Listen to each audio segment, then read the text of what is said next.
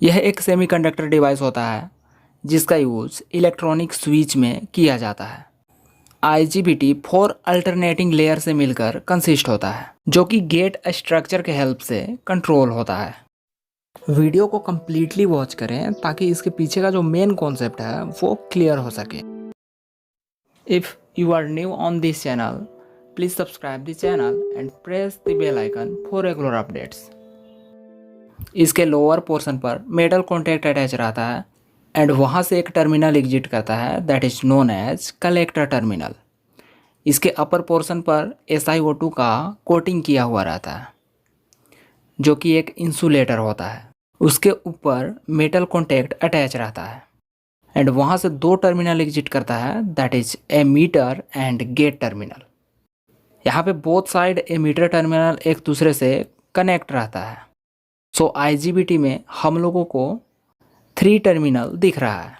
इसका lower portion P type material से बना हुआ रहता है एंड यहाँ पर इसको इंजेक्शन लेयर बोला जाता है एंड इसके ऊपर N टाइप मटेरियल का लेयर रहता है जो कि लाइटली डोप्ड होता है एंड इसको ड्रिफ्ट लेवल बोला जाता है एंड इसके ऊपर P टाइप मटेरियल प्लेस्ड रहता है and it's known as body region. यहाँ पर P टाइप मटेरियल में दो N टाइप मटेरियल को बोथ साइड डिफ्यूज किया जाता है। This is symbolic representation of IGBT with 3 terminals gate, emitter and collector. इसके वर्किंग में हम लोग समझेंगे कलेक्टर से एमीटर की ओर करंट डिफरेंट लेयर्स से होकर किस तरह से फ्लो करेगी। तो फर्स्ट ऑफ ऑल एक बैटरी को एमीटर एंड कलेक्टर के बीच में कनेक्ट करते हैं।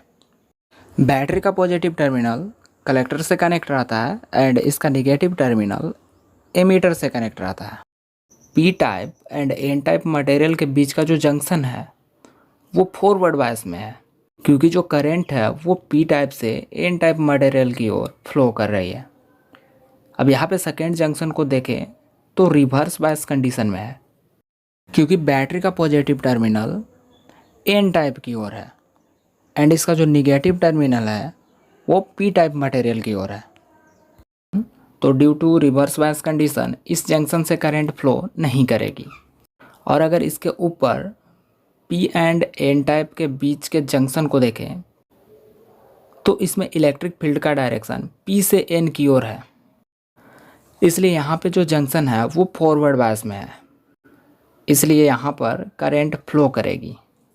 मतलब upper and lower junction forward bias में है एंड मिडिल वाला जो जंक्शन है वो रिवर्स बायस कंडीशन में है and due to this junction यहाँ पे वोल्टेज VCC अप्लाई करने के बाद भी करंट फ्लो नहीं कर रही है।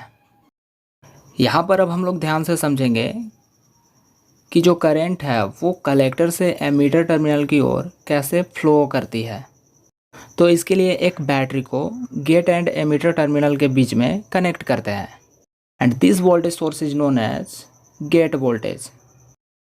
यहाँ पे गेट हायर पोटेंशियल पर होता है जिसके कारण इस मेटल प्लेट के ऊपर पॉजिटिव चार्ज एक्यूमुलेट होने लगता है एंड इस गेट वोल्टेज के कारण जो इलेक्ट्रिक फील्ड है वो ऊपर से नीचे की ओर बन रहा है, जिसके कारण इस N रीजन में जो फ्री इलेक्ट्रॉन्स है वो इलेक्ट्रिक फील्ड के ऑपोजिट डायरेक्शन में मूव करता है एंड इस पोर्शन पर कंसंट्रेट होता है।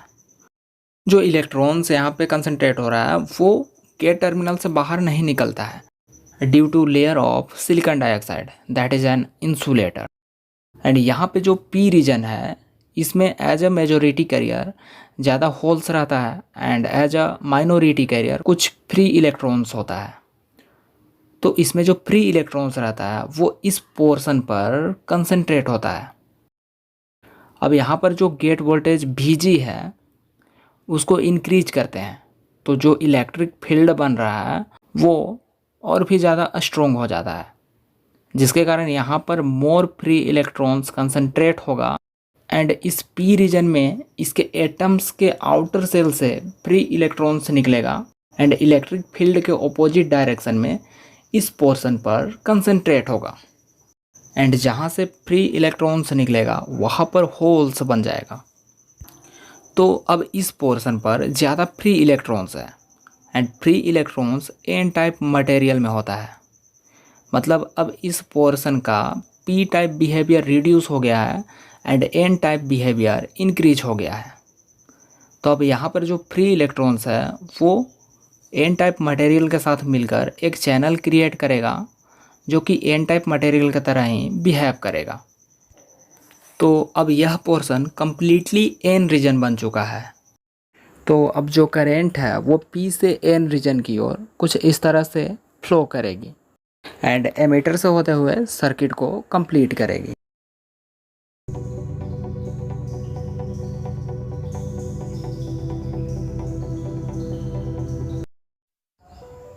तो इस तरह से कोई भी टॉपिक को अगर आप इजी वे में समझना चाहते हैं तो चैनल को सब्सक्राइब कर लें और बेल आइकन को भी प्रेस कर लें ताकि वीडियोज आप तक पहुंच सकें।